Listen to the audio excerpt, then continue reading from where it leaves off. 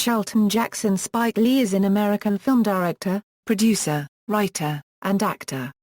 His production company, 40 Acres and a Mule Filmworks, has produced over 35 films since 1983. Lee's movies have examined race relations, colorism in the black community, the role of media in contemporary life, urban crime and poverty, and other political issues. Lee has won numerous awards, including an Emmy Award. He has also received 2 Academy Award nominations, as well as winning the 2013 Gish Prize for his brilliance and unwavering courage in using film to challenge conventional thinking. Early life: Lee was born in Atlanta, Georgia, the son of Jacqueline Carroll, a teacher of arts and black literature, and William James Edward Lee III, a jazz musician and composer. Lee also had 3 younger siblings: Joa, David, and Cinqua Copyright, who all worked in many different positions in Lee's films. Director Malcolm D. Lee is his cousin.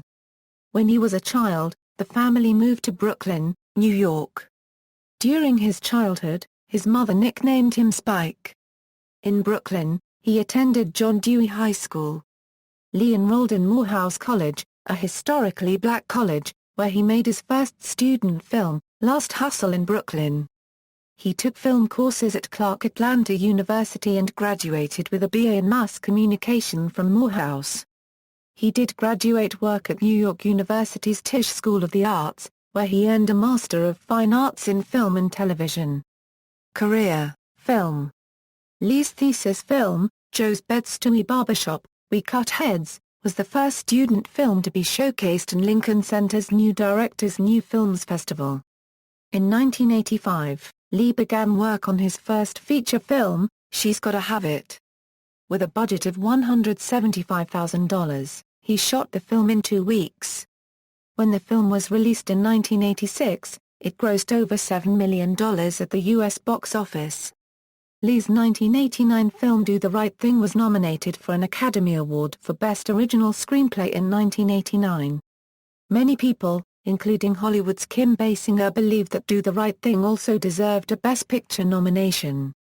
Driving Miss Daisy won Best Picture that year. Lee said in an April 7, 2006 interview with New York Magazine that the other film's success, which he thought was based on safe stereotypes, hurt him more than if his film had not been nominated for an award. After the 1990 release of Mo Better Blues, Lee was accused of anti-Semitism by the Anti-Defamation League and several film critics. They criticized the characters of the club owners Josh and Mo Flatbush, described as Shylocks. Lee denied the charge, explaining that he wrote those characters in order to depict how black artists struggled against exploitation. Lee said that Lou Wasserman, Sidney Sheinberg or Tom Pollock, the Jewish heads of MCA and Universal Studios, were unlikely to allow anti-Semitic content in a film they produced. He said he could not make an anti-Semitic film because Jews run Hollywood, and that's a fact. His 1997 documentary Four Little Girls, about the children killed in the 16th Street Baptist Church bombing in Birmingham, Alabama in 1963, was nominated for the Best Feature Documentary Academy Award. On May 2, 2007, the 50th San Francisco International Film Festival honored Spike Lee with the San Francisco Film Society's Directing Award. He received the 2008 Gish Prize. In 2013, he won the Dorothy and Lillian Gish Prize, one of the richest prizes in the American arts worth $300,000. Commercials. In mid-1990, Levi's began producing a series of TV commercials directed by Lee for their 501 button-fly jeans. Marketing executives from Nike offered Lee a job directing commercials for the company.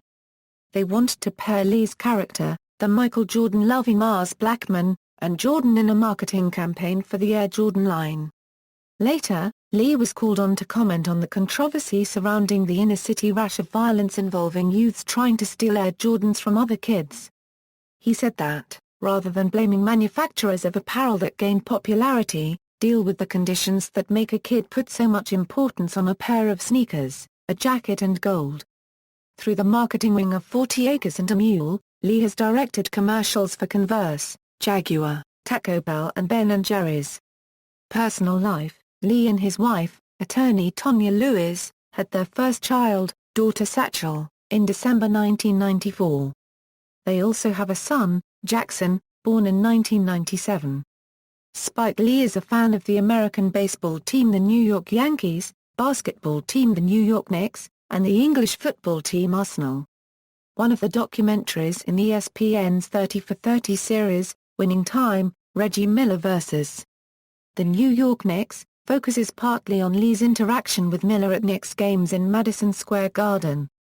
In June 2003, Lee sought an injunction against Spike TV to prevent them from using his nickname. Lee claimed that because of his fame, viewers would think he was associated with the new channel. While Lee continues to maintain an office in Fort Greene, Brooklyn, he and his wife live on the Upper East Side of Manhattan. Controversial remarks. As Lee became more well-known and his work and comments were followed more closely, he became embroiled in some controversies. In May 1999, the New York Post reported that Lee made an inflammatory comment about Charlton Heston, president of the National Rifle Association, while speaking to reporters at the Cannes Film Festival.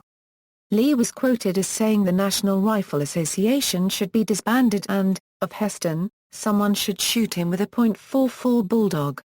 Lee said he intended it as a joke. He was responding to coverage about whether Hollywood was responsible for school shootings. Lee said, "The problem is guns," he said. Republican House Majority Leader Dick Armey condemned Lee as having nothing to offer the debate on school violence except more violence and more hate. In October 2005, Lee responded to a CNN anchor's question as to whether the government intentionally ignored the plight of Black Americans during the 2005 Hurricane Katrina catastrophe by saying, "It's not too far-fetched. I don't put anything past the United States government. I don't find it too far-fetched that they tried to displace all the black people out of New Orleans." In later comments, Lee cited the government's past atrocities including the Tuskegee study of untreated syphilis in the Negro male. At the 2008 Cannes Film Festival, Lee, who was then making Miracle at St. Anna, about an all-black U.S. division fighting in Italy during World War II, criticized director Clint Eastwood for not depicting black Marines in his own WWII film, Flags of Our Fathers.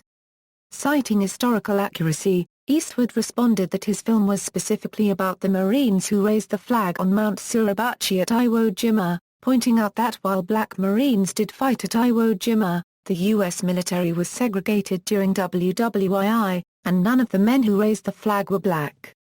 He angrily said that Lee should shut his face.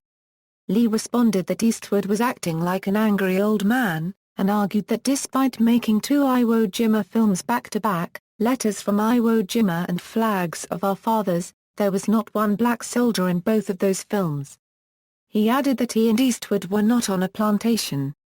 Lee later claimed that the event was exaggerated by the media and that he and Eastwood had reconciled through mutual friends Steven Spielberg, culminating in his sending Eastwood a print of Miracle at St. Anna. In March 2012, after the shooting of Trayvon Martin, Spike Lee was one of many people who used Twitter to circulate a message which claimed to give the home address of the shooter George Zimmerman. The address turned out to be incorrect, causing the real occupants, Elaine and David McClain, to leave home and stay at a hotel due to numerous death threats.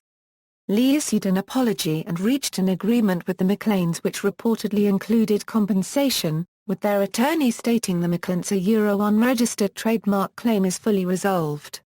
Nevertheless, in November 2013, the McClains filed a negligence lawsuit which accused Lee of encouraging a dangerous mob mentality among his Twitter followers, as well as the public at large.